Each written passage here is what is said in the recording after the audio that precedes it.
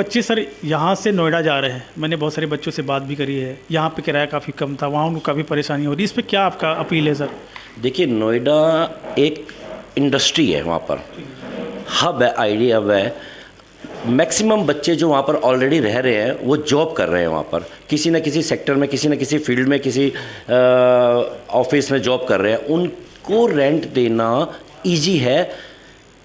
अगर हम कंपेयर करें स्टूडेंट को जो यूपीएससी की तैयारी कर रहा है, गांव से आया हुआ है, झारखंड से, बिहार से, राजस्थान से जो आया हुआ है, अगर इसके साथ हम कंपेयर करते हैं, उन बच्चों को कर ही नहीं सकते हम, क्योंकि वो जॉब कर रहे हैं, सेल अपना कमा रहे हैं, खा रहे हैं। उनके लिए वो 30-40 हज़ार, 50 हज़ार, 60 हज़ार, 70 हज़ार सैलरी लेने वाले के लिए 15-20 हज़ार किराया देना आसान है। लेकिन एक स्टूडेंट जो यहाँ पर 8,000 रुपये का, 7,000 रुपये का कमरा लेता है और वो 2 लोग मिलकर उसको उस कमरे में रहते हैं, उनके लिए नामुमकिन सा है। वो अपना फिर एक खेत बेचेंगे, फिर एक घर बेचेंगे, फिर उनके माँ बाप वही 20 साल पीछे जा रहे हैं, बंधुआ मजदूरी बच्चों के लिए कुछ ना कुछ अपनी ज़मीनें बेच रहे हैं, ये कर रहे हैं, गुलाम बन रहे हैं गांव में। आप सिर्फ ये दिल्ली के हालात ना देखो, इसका प्रभाव तो उनके घर तक पड़ रहा है, उनके गांव तक पड़ रहा है।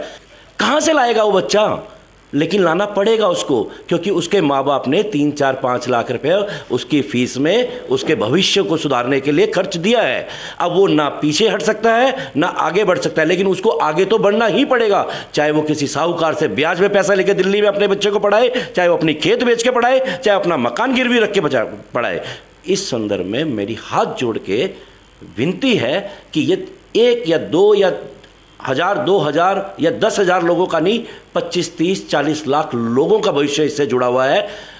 सरकार इसमें तुरंत तत्काल कुछ ना कुछ अपना इन्वॉल्वमेंट रखे और कुछ ना कुछ निर्णय जरूर दे, ताकि अब एक बात बताइए, हमारे यहाँ पर सोने की खदान नहीं है, हमारे पास कोयले के खदान नहीं है, ना सोने की खान है ना कोयले के खदान है, ना हमारे यहाँ पर तेल के कुएं हैं, ना हम कुवैत में रहते हैं। भाई, हम जब से पैदा हुए हैं तब से इसी माहौल में जी रहे हैं, यहाँ कोचिंग ही चल रही है, यहाँ स्टूडेंट ही रह रहा है, दिल्ली की नालंदा है ये।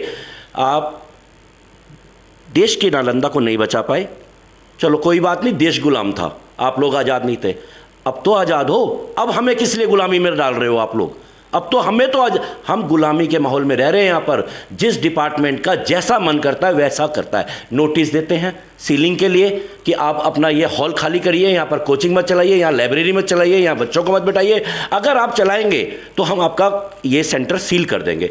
ठीक है, क्या करेगा इंसान, आम इंसान क्या करेगा? डिपार्टमेंट की बात मानेगा? हाथ जोड़ के हटा दिया, कोचिंग बंद कर दी, लाइब्रेरी बंद कर दी, बच्चों की सीटिंग बंद कर दी। उसके बाद आपको एक रिप्लाई भी दे रहा है कि जी मैं नहीं चलाऊंगा जब तक कि कोई भी गाइडलाइन गवर्नमेंट लागू नहीं करेगी, एमसीडी लागू नहीं करेगी, सरकार लागू नहीं करेगी, कोई गाइडलाइन नहीं लाएगी, हम इसको चालू नहीं करेंगे। उसके बाद आप लोग किस लिए सील कर रहे हैं ये बताइए ना, इस बात का जवाब दीजिए। अगर हम आपके हिसाब से गैर कानूनी काम कर रहे हैं और आप हमें नोटिस दे रहे हैं, हम उस चीज़ को तुरंत बंद कर रहे हैं, फिर किस लिए सील कर रहे हैं भाई? फिर किस लिए हमें गुलाम बना रहे हैं आप? जिसका जैसा मन कर रहा है हमारे साथ वैसा अत्याचार कर रहा है, हमारे साथ वैसा शोषण कर रहा है, हमें दबाया जा रहा है, हमें कुचला जा रहा है, हमें बर्बाद किया जा रहा है, हमारे बच्चों का भविष्य बर्बाद किया जा रहा है। ये 1, 2, 10,000, 20,000 लोगों का नहीं, लाखों लोगों के भविष्य का सवाल है। वो लोग, वो छात्र जो आज से 10 साल पहले, 15 साल पहले इस दिल्ली में आए थे पढ़ने के लिए, सब तो आईएएस नहीं बन जाते भाई, सब तो डीसी, एसडीएम, डीएम नहीं बन जाते, ये सब तो कलेक्टर नहीं बन जाते ना।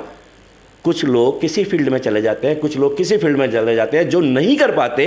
क्या उनको अपना पेट पालने का अधिकार नहीं है? उनको अपने बच्चे पालने का अधिकार नहीं है? उनको अपना घर चलाने का, अपने बूढ़े माँ बाप को पालने का अधिकार नहीं है? वो क्या करेगा? वो यहाँ पर बैठ के रेहड़ी लगा रहा है, खोमचा लगा रहा है, दुकान किराए पे ले रहा है, राशन की दुकान चला रहा है, लाइब्रेरी चला रहा है, पुस्तक बेच रहा है, बच्चों को उनका मटेरियल प्रोवाइड करा रहा है, सब बेरोजगार है। खत्म कर दिया, खत्म, मुखर्जी नगर को खत्म कर दिया है। अभी भी समय है, बचाइए, बस मैं इससे ज़्यादा और कुछ नहीं करना चाहता। इससे स्टूडेंट भी काफ़ी परेशान हो रहे हैं सर। बिल्कुल हो रहा है स्टूडेंट। आप एक बात बताइए ना, किसी का एक चिड़िया का घोंसला अगर उजड़ता है तो उसे कितना दर्द होता है, वो बोल नहीं सकता, किसी को बता नहीं सकता, लेकिन जो 2 आंखों से इंसान उसको देख रहा होता है ना, उसको उसका दर्द पता चलता है, वो कैसे सारा दिन भर 2 दिन तक उधर ही उसी पेड़ में अपने घोंसले के पास आसपास चक्कर मारता है। जिस व्यक्ति को आप यहाँ से आशियाना उसका उजाड़ कर उसको नई जगह जो उसने कभी देखी भी नहीं सुनी भी नहीं वहाँ पर एकदम भेज दोगे तो उससे दर्द नहीं होगा?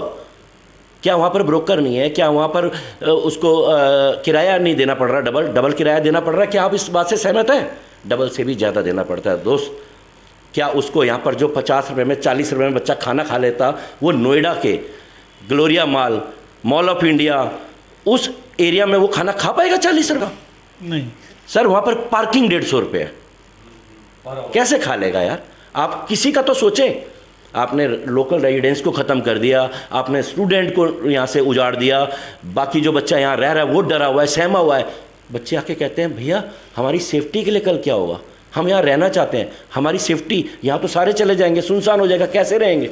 डरा दिया भाई, डरा दिया, बस करो, बहुत हो गया, इंतहा हो गई। अब इसके बाद ये दर्द आंखों से निकलेगा, अब बस करो, अभी भी इसका हल निकालो, बस इससे ज़्यादा और कुछ नहीं करना। तो ये मुखर्जी नगर में यहाँ पर काफ़ी व्यापारी हैं, इनको ऐसी समस्या हो रही है, तो ये सरकार से अपील करते हैं। बहुत बहुत धन्यवाद।